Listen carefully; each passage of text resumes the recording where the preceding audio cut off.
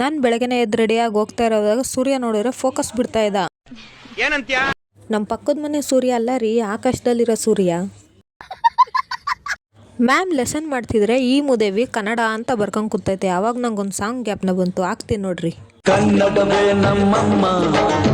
ಇವ್ರು ಯಾರೋ ಹೊಸಬ್ರು ನಮ್ಮ ಕ್ಲಾಸಿಗೆ ಬಂದವ್ರೆ ಅಂತ ನಾನು ಶಾಕ್ ಆದೆ. ನೋಡಿದ್ರೆ ಫೆಸ್ಟ್ ನಡೀತಾ ಇರೋದಕ್ಕೆ ಅನೌನ್ಸ್ಮೆಂಟ್ ಕೊಟ್ಟೋಗಕ್ಕೆ ಬಂದಿದ್ರು. Very interesting.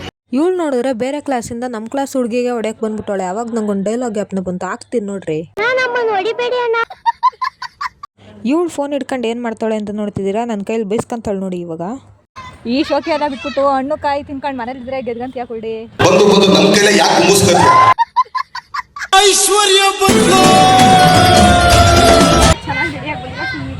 ಏನಂದೆ ಇನ್ನೊಂದ್ಸಲ ಹೇಳು.